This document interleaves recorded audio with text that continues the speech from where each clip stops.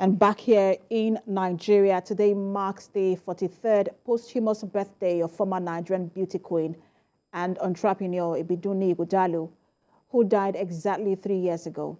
Her foundation chose to reach out to the needy in her memory, just as she would have done. It is willing to offer supportive IVF interventions for women seeking to be mothers for 2 weeks, beginning from today.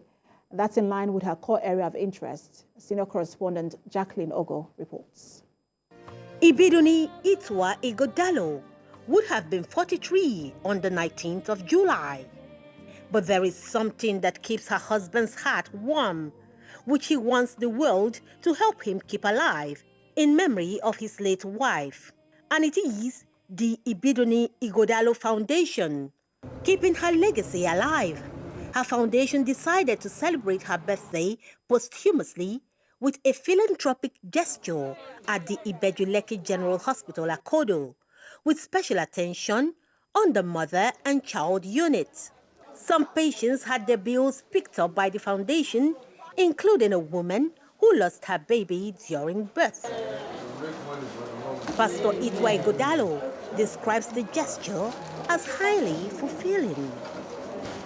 Her last wish before she passed was to give at least 40 IVFs to 40 couples because she was going to be turning 40 the year of her departure. So we still continue that tradition. The Chief Medical Director and CEO of Ibidunni General Hospital, Akodo, is glad that Ibidunni Ighodalo, who gave many gifts in her lifetime, is still given after death. At times we have shortage of to house more babies, and with 2 new incubators, that means we have space to keep these ones once they come.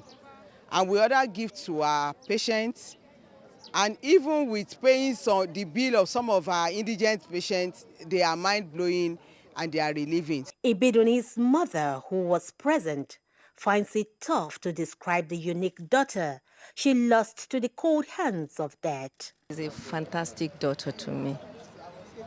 Honestly, I don't want to say anything about her because I'm still grieving. But thank God for her life. She's so generous and sincere daughter. Loving, caring. It is well.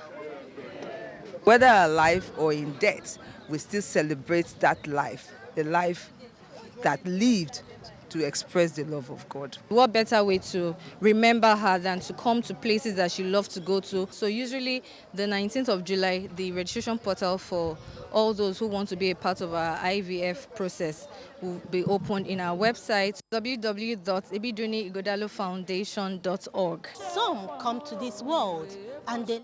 The governor of Ukraine's southern Odessa region says Russia has launched strikes there, bringing its action to a second consecutive night of attacks on the area since Moscow pulled out of a grain export deal. Without providing details, Oleg Kipa says there had been a massive attack.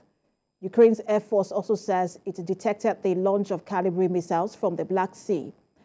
Air alerts have been issued for more than a dozen regions across Ukraine. On Tuesday, a Russian strike damaged facilities at the port city of Odessa after Moscow pulled out of an agreement facilitating the safe shipment of grain from Ukraine.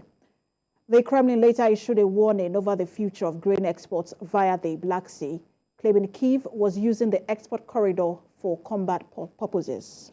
We'll begin here in Africa.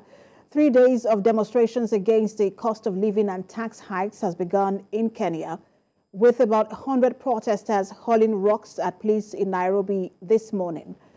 Protesters burned tires in the Kibera neighborhood, which were met with volleys of tear gas by police.